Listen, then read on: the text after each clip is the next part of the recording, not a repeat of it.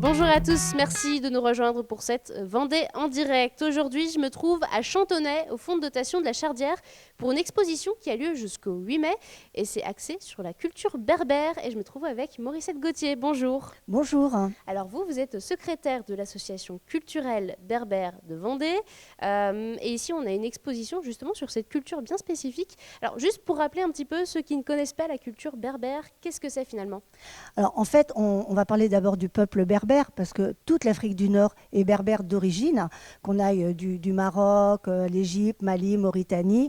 Et ce peuple berbère est constitué de plusieurs peuples. Par exemple, les Touaregs sont des berbères, les Kabyles, donc peut-être qu'il y a un des peuples qu'on connaît le plus en France parce que la communauté kabyle est très importante, et un des peuples berbères. Et donc notre association à l'origine est essentiellement composée de Français et de berbères d'origine kabyle. Et donc ces peuples ont des points communs, donc ont une langue ancienne qui s'appelle le tifinagh et ont une culture qui est spécifique. Ça fait partie de ces grands peuples du monde qui n'ont pas d'État, mais qui ont une culture importante qui va varier donc en fonction qu'on soit Touareg du désert ou qu'on soit Kabyle des montagnes proches du Djoudjoura. Donc c'est toujours intéressant de faire découvrir, notamment aux Vendéens et aux Lyonnais et aux Vendéens, cette culture spécifique. Parfois méconnue. Voilà, parfois méconnue, parce qu'on est sur une région du monde où on a peut-être d'autres représentations. Et cette culture, on va la retrouver à travers, donc, comme vous êtes en train de filmer, les poteries, on a des photos des paysages, on a de l'art culinaire, on a de la littérature, pour essayer d'avoir une diversité de supports pour montrer la diversité et la richesse en fait, de cette culture millénaire. Alors là, on en a un exemple, c'est de l'exposition, mais pas seulement. Qu'est-ce qu'on va retrouver concrètement pendant cette dizaine de jours ? Donc, il y a les expositions, il y a 4 expositions. Donc, le travail de Christine Dumont-Léger, dont vous parlerez après. On va pouvoir rencontrer tout à l'heure avec ses rencontres des femmes berbères du Maroc et les 2 livres qui sont issus de cette vie qu'elle a eue avec ces femmes-là.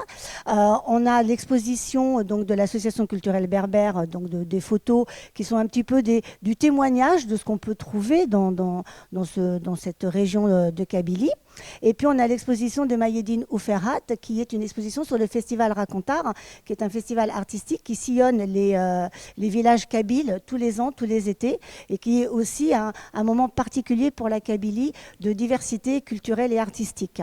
Et en dehors donc, de ces expos qui sont ouvertes jusqu'au 8 mai, on va avoir des temps forts. Donc ce week-end, on est justement sur un temps fort autour de Christine Dumont-Léger. Et dimanche, on va avoir 2 ateliers. Un atelier avec Cassandre, qui est une illustratrice, dont le livre est juste ici. Dont le livre est juste là, Tifirelas, qui va faire donc, un travail avec les enfants autour de l'illustration de ce qu'elle appelle les signes secrets. Et Saadi de notre association qui va faire découvrir aux gens la langue tifinagh. Pas la prétention d'apprendre une langue en 3 heures de temps, mais au moins de la faire découvrir, puisque c'est une langue très différente, comme on peut avoir d'autres langues du monde et qu'on connaît peu. Parce que la culture berbère, c'est aussi une culture principalement orale. Alors orale, donc du coup, mais qui a quand même des langues. Par exemple, la langue tifinagh est quand même langue officielle en Algérie et au Maroc. Les panneaux dans les rues sont écrits, par exemple, si c'est au Maroc, en arabe, en français des fois, et en tifinagh. Donc même si la langue est peu pratiquée, elle est quand même langue officielle dans ces 2 pays-là. Alors, juste l'intérêt aussi de cette exposition, c'est quoi l'objectif ici ? Alors, en fait, c'est une histoire de rencontre parce que le Fonds de dotation de la Chardière est un lieu de partage et d'accueil de l'art dans toutes ses formes. Et nous, on arrive avec un patrimoine artistique et culturel de culture du monde. Et donc, c'est une rencontre avec Philippe Roy qui a eu envie de faire ce projet-là avec nous. Et c'est vraiment pour permettre aux gens de découvrir la culture berbère dans sa diversité, puisqu'on a donc le Maroc avec Christine, plutôt la Kabylie en Algérie avec l'association culturelle berbère 85. Et aussi de répondre aux gens, de répondre à leurs questions et de faire un petit peu de pédagogie. Alors justement, ici, on arrive dans une autre pièce avec des photos, et bien justement, de Christine Dumont-Léger. On va peut-être pouvoir la rejoindre pour passer et bien justement à ce volet-là. Hop, je vous laisse Tout passer à le fait. micro. Donc je lui passe le micro, je lui passe le témoin. Merci Morissette en tout cas. Bonjour Christine. Bonjour. Alors vous êtes écrivaine et puis danseuse professionnelle. Et vous, la culture berbère, vous la connaissez bien puisque vous y êtes allée plusieurs fois. Alors expliquez-moi déjà ici, on retrouve vos photos, cette exposition, qu'est-ce que c'est ? Alors en fait, je suis allée dans le cadre de mes recherches de chorégraphe. Je suis allée donc rencontrer 3 villages de l'Atlas marocain.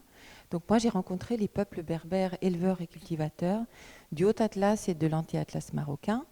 Et donc en fait, j'ai rencontré le village de Boutarar, qui se trouve un petit peu en haut de la vallée du Dadès, le village de Hamassine, Souarzazat, et au-dessus Boutarar, Amjkak, là où il fait un peu plus froid, donc dans les montagnes.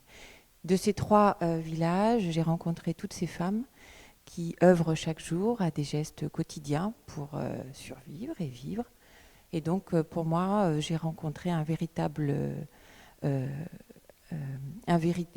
source artistique, graphique, scénographique. Ce sont des femmes qui chantent, ce sont des femmes qui dansent au quotidien et qui sont reliées à la terre. Alors, la spécificité aussi de ce peuple-là, qui est la différence avec nous. Qu'est-ce qui vous intéresse aussi dans le quotidien de ce peuple, dans leurs gestes, dans leur langue ? Alors en fait, c'est un peuple, ce sont des femmes qui vivent dehors, qui sont reliées avec les saisons, parce qu'en fait, elles vivent de leur culture et de leur élevage. Elles en dépendent pour vivre. Et donc, en fait, elles m'ont repositionnée dans l'essence de l'humain. Donc, c'est vraiment une recherche anthropologique. Et donc, toutes ces femmes m'ont redonné le sens de l'émergence du geste relié à la terre. Alors, à travers ces photos et même ces livres, parce que vous en avez fait 2, qu'est-ce que vous cherchez à transmettre aussi ?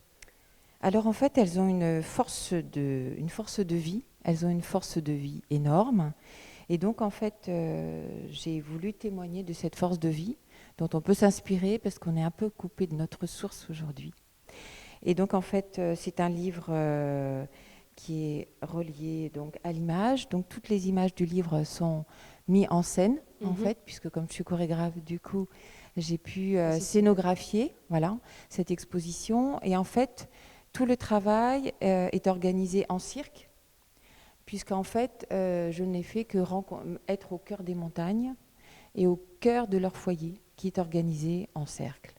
Et donc, en fait, j'ai voulu placer l'auditeur au milieu de ce cercle pour recevoir tout ce qu'elles m'ont transmis.